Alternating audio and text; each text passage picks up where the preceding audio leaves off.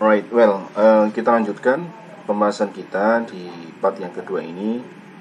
Kita sampai di algoritma ya, atau langkah-langkah step-step dalam perancang reaktor. Reaktor katalitik maksudnya ya. Langkah pertama adalah mole balancer. Oke, memang kita menyusun persamaan neraca molnya atau neraca masanya. Ini tergantung dari jenis reaktornya. Berbeda jenis reaktor tentu berbeda persamaannya. Kita lihat satu persatu. Ya, ini adalah reaktor batch. Reaktor batch ini reaktor yang mana ketika reaksi berlangsung tidak ada reaktan yang masuk, tidak ada produk keluarnya. Ini persis yang kita biasa lakukan di lab ya. Biasanya apa sih, kita persiapkan bahan-bahan begitu ya, kemudian kita siapkan breaker glass. Ketika sudah ready, masukkan bahan-bahannya, reaktan-reaktannya, kemudian di running reaksinya, ditunggu beberapa waktu, berapa lama, kemudian selesai, kemudian kita ambil, kita pisahkan. Itulah batch ya. Sama di sini reaktor batch ini preparasi dulu, persiapan dulu, suhunya semuanya disiapkan. Ketika semua sudah ready, reaktannya dimasukkan, kemudian ditutup, di run berapa lama, kemudian selesai ya. Itulah batch ya. Biasanya bentuknya tangki, ada pengaduknya. Seperti ini ya kira-kira ya. Bagaimana merumuskan persamaan molnya? Kita mulai dari persamaan umumnya dulu ya.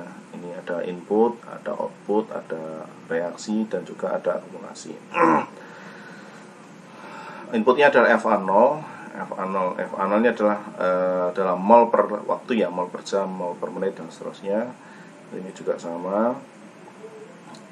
Reaksinya integral RAdV, ini akumulasinya DNA per dt.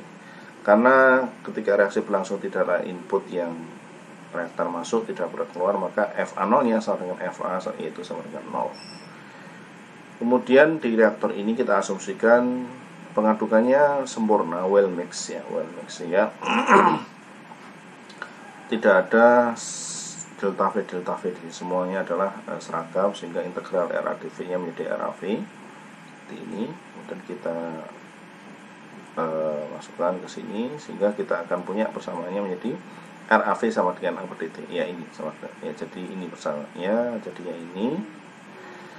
Kemudian kalau kita integralkan masing-masing, nanti dt nya ke kanan, ini turun, kita peroleh persamaan T sama dengan integral DNA per min A kali V. Ini adalah persamaan neraca mol dalam bentuk integral ya. Jadi ini menunjukkan waktu yang diperlukan untuk mengkonversi Na0 sampai Na, reaksi ini non katalitik kalau ini ya, atau konversi X ya, Na0 sama Na dalam reaktor batch. Ini waktunya bisa dihitung dengan persamaan. Kalau reaksinya katalitik berbeda di sini ya, di dV-nya. Dv-nya kita rubah menjadi dV ya. Yang lain sama. Karena apa? Karena reaksi katalitik ini lajunya bersama laju reaksinya dinyatakan dalam per gram katalis ya, bukan per volume ya. Beda di sini ya.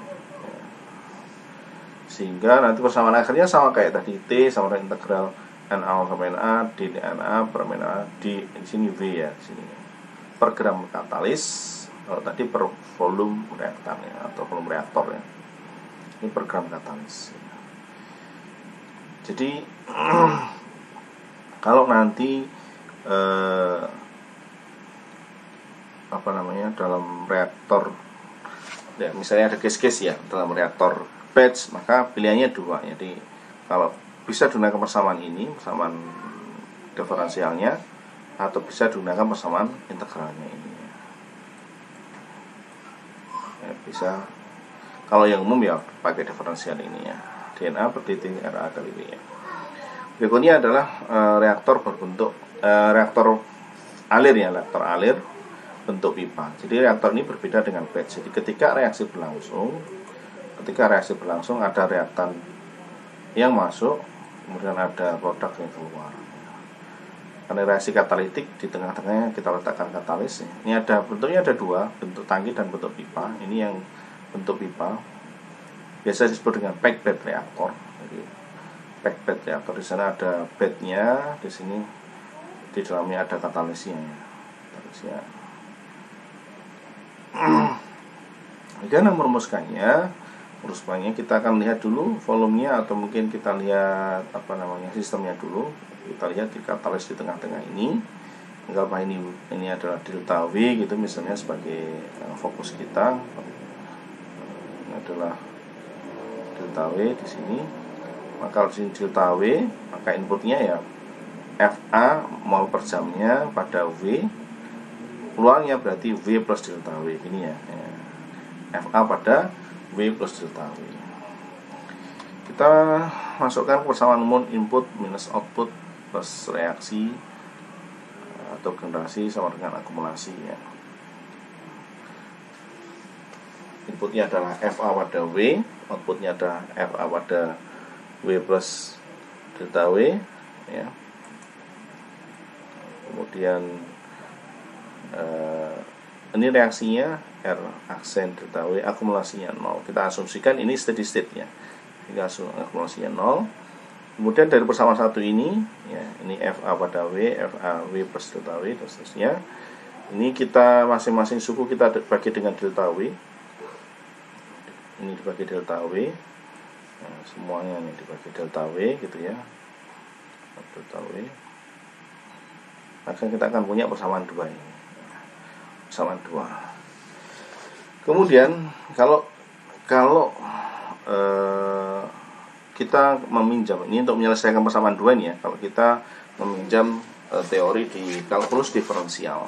Jadi kalau kita punya fungsi ya fx plus delta x minus fx dibagi delta x, kemudian kita limitkan di mana x-nya mendekati 0, tidak 0 tapi nilainya sangat kecil, mendekati 0. Maka nilai dari fungsi ini, fungsi fx plus delta x minus fx bagi delta x, nilai dari limit ini nilainya adalah sama dengan diferensialnya fungsi itu terhadap x. Jadi nilainya df x per dt ya. Bukan dt, dx ya.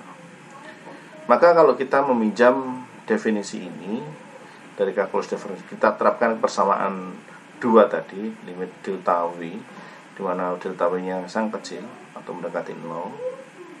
Maka nilai limit ini adalah sama dengan dFA per dW ya, dengan RA ya, seperti ini tadi ya. Ya, seperti ini. Nilai dari diferensial dFA-nya per dW sama dengan RA-nya. Sehingga nanti kita bisa tuliskan persamaan molnya untuk reaktor pipa, alir pipa katalitik ya, pack bed reaktor ya, persamaan mol balannya adalah seperti ini, dFT per dW sama dengan R aksen T, atau kita bisa juga nyatakan dalam konversi dx per dW sama dengan men aksen T per FT0. Bagaimana kok bisa seperti ini? Ya, ini hanya ini pengembangan sedikit dari ini ya, FT0 ya, FT0. FT itu kan sama dengan ya FT0 kali 1 min X ya, kali 1 min X gini ya. Kalau diturunkan ya dft ini FT0